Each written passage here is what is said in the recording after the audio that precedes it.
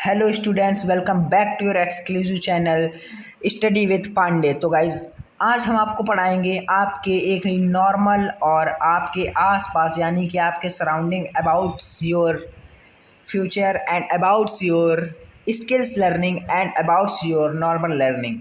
Environment, हमारा पर्यावरण क्या होता है।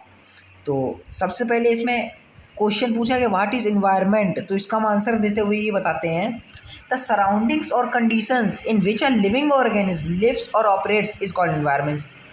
जो कि सराउंडिंग होती है, हमारा वातावरण की परिस्थितियाँ होती हैं जिसमें कि लिविंग ऑर्गेनिज्म यानी कि जीव जंतु रहते हैं, उसको हम लोग इन्वायरमेंट कहते हैं, पर्यावरण कहते हैं। इन्वायरमेंट की हिंदी देख लीजिए, पर्यावरण। The surroundings can consist of people, place, things, animals and nature। जो कि हमारा सराउंडिंग है वो इन्हीं सब चीज़ों से बना है, पीपल से, व्यक्ति से, प्लेस से, जगह से, थिंग चीज़ों से, एनिमल जानवर से, नेचर यानी कि प्रकृति से। These are the components of environment. जो कि सराउंडिंग हमारा जिन भी चीज़ों से बना हुआ है वो इन्वायरमेंट के भी शस्त्र हैं। ये बहुत ही सोचने वाली बात है, तो इसको आप लोग टिक कर लीजिए। The word environment not only relates to the study of its various component but it also deals with inter relationship between human environment. जो कि हमारा वर्ड इन्वायरमेंट है वो सिर्फ ना ही हमारे पढ़ने के लिए है, मैंने आपको पहले बताया, वो हमारे फ्यूचर के, हमारे लाइफ के बारे में जानने के लिए ये चैप्टर है। But it deals with the inter relationship between human environment. देखिए वही बात इसमें आ गई है, ये हमारे पर्यावरण और जीव जंतु के बीच के रिलेशनशिप के बारे में चैप्टर दर्शा रहा है। तो इन्वायरमेंट इज़ अ कॉम्बिनेशन। देखिए ये एक और डेफिनेशन बन गई, आप ये भी नोट कर सकते हैं, ये भी नोट कर सकते हैं। Environment is a combination comes from the French and human made environment. Environment हमारे फ्रेंच और ह्यूमन मेड इन्वायरमेंट का कॉम्बिनेशन है।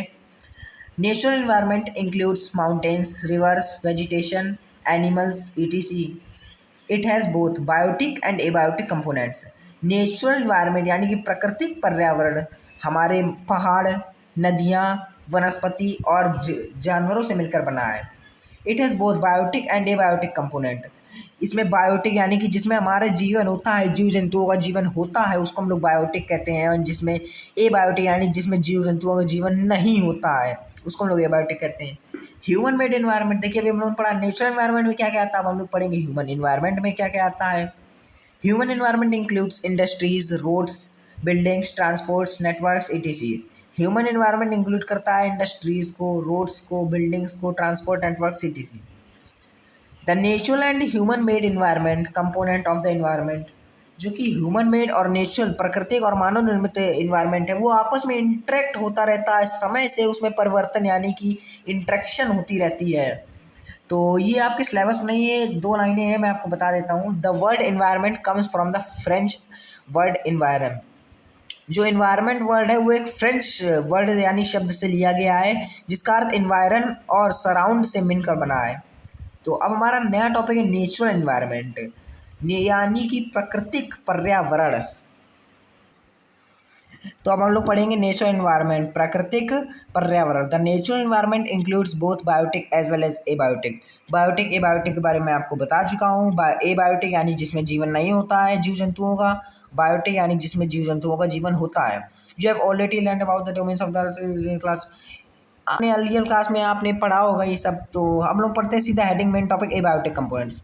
The abiotic components comprises the inorganic और non living things in the environment based on the physical state and characteristic.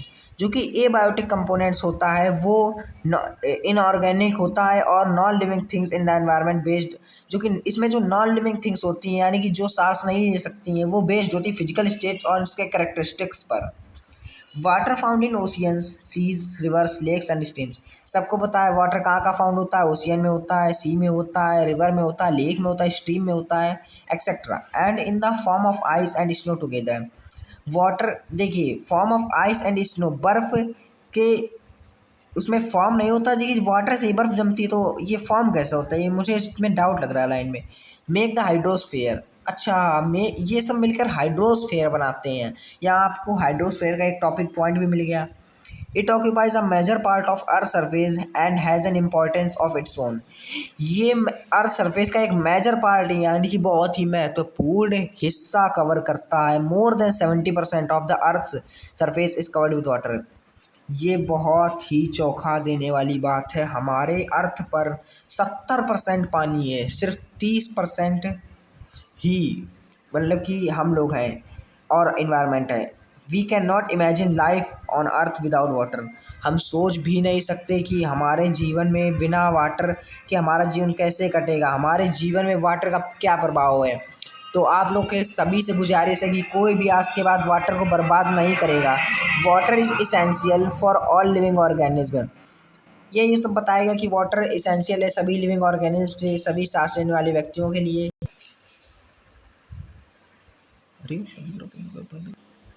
Lithosphere जो कि abiotic component का एक component है। The solid crust of The solid crust of rocks forming the surface of the earth is called lithosphere। जो कि rocks का, चट्टानों का सॉलिड क्रस्ट होता है, क्रस्ट आउटर होता है हमारे उसका रॉक्स का। Forming the surface of the earth is called lithosphere.